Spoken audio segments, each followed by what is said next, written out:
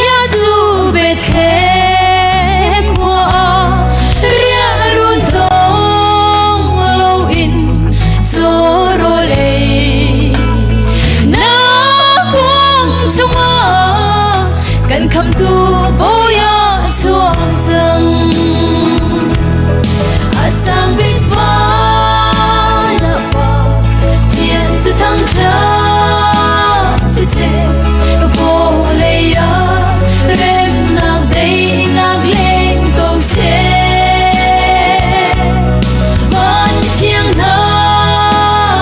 đi thang chat la sa lung lo mi kham tu boy thang cha tu si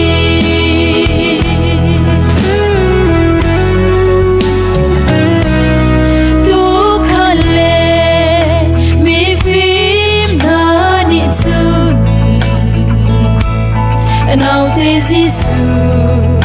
create to could be buin and rock beer mi feel de nani come to do si canta rem de na por tu boy tu asang big va na pa tien tu thang cha si se vo le ya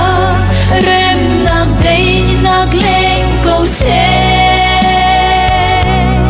van mi chiang na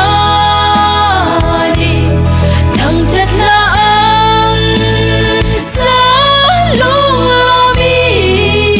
kham tu boy thang cha tu si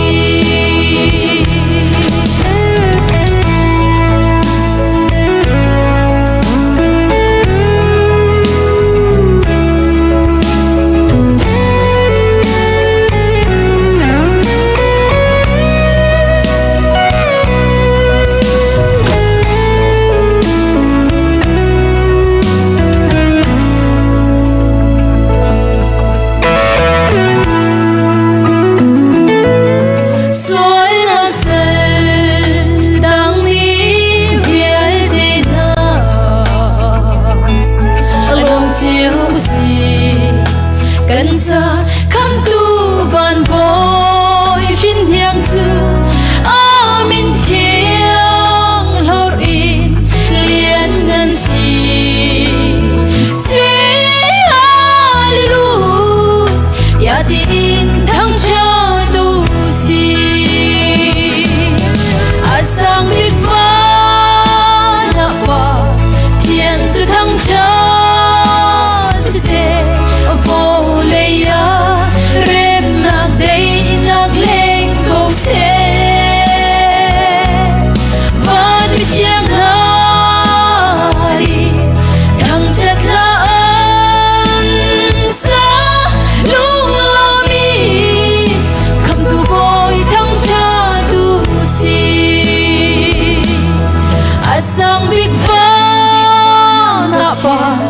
tien tu thang cha si se vo le ya rem nak dei nak leng ko se van mi chiang na đi thang chat la an sa lung lo mi kham tu boy thang cha tu si lung lo mi kham tu boy thang cha tu si